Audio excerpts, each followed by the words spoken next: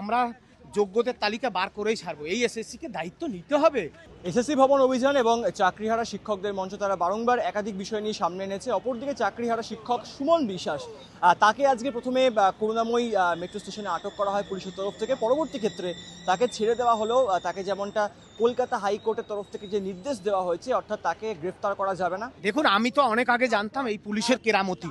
হ্যাঁ, এদের মানে এদের কেরামতি, এরা বীরপুরুষ, এরা ফাইল দিয়ে টেবিলের তলায় মাথা লোকায়। হ্যাঁ, এরা যোগ্য শিক্ষকদের লাথি মারে, কলার ধরে।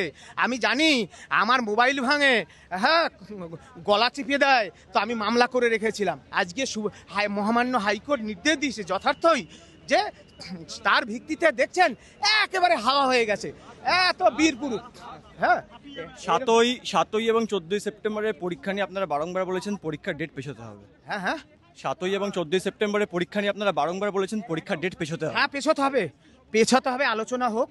তারপরে নিশ্চয়ই নতুন চাকরি প্রার্থীদের পরীক্ষা হোক। 10 বছর ধরে বাংলায় নিয়োগ নেই, নতুন চাকরি প্রার্থীদের সাথে আমাদের কোনো বিরোধ নেই, তাদের চাকরি হোক। আমরা যারা যোগ্য, যারা নিষ্কলঙ্ক, জীবনের কোনো দশায় যারা কোনো রকম দুর্নীতি, 1 টাকা কারো কাছ থেকে আত্মসাৎ করার অভিযোগ যখন নেই, তাহলে আমাদেরকে কেন অনিশ্চিত ভবিষ্যতের দিকে ঠেলে দেওয়া হচ্ছে? 1806 জনের অযোগ্যদের তালিকা বেরোলো, আপনাদের যোগ্যদের তালিকা কবে বেরোবে? আদৌ কি বেরোবে?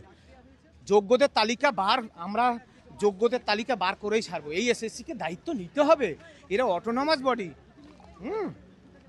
এদেরকে দায়িত্ব নিতে হবে। যোগ্যদের তালিকা দিতে হবে, যোগ্যদের তালিকা প্রকাশ করতে হবে, এটা আমাদের পরিষ্কার বক্তব্য। আপনারা যখন আগেও 18ই আগস্ট এসএসসি ভবন অভিযানের ডাক দিয়েছিলেন সুমন দা, সেখান থেকে আপনার বাড়িতে পুলিশ পাঠানো হয়, পরবর্তী ক্ষেত্রে আজকেও আপনার বাড়িতে চলে গেছিল পুলিশ, কি বলবেন? শেষ প্রশ্ন। আজকে নয়, সব সময় আমার বাড়ির আশেপাশে যত মোড় আছে যান গিয়ে দেখবেন, সব মোড়ে পুলিশ। পাড়া প্রতিবেশী সব অতিষ্ঠ, কেউ স্বাভাবিকভাবে চলতে পারে না। যেখানে আজকে একদিকে সুপ্রিম কোর্টে এসএসসি মামলা শুনানি রয়েছে একাধিক বিষয় নিয়ে, অপরদিকে দাঁড়িয়ে আজকে এসএসসি অভিযান, নজর প্রত্যেকেরই রয়েছে। ক্যামেরায় মৈনাক বাগচির সঙ্গে সুপ্রজিৎ চক্রবর্তীর রিপোর্ট, এই সময় অনলাইন, কলকাতা।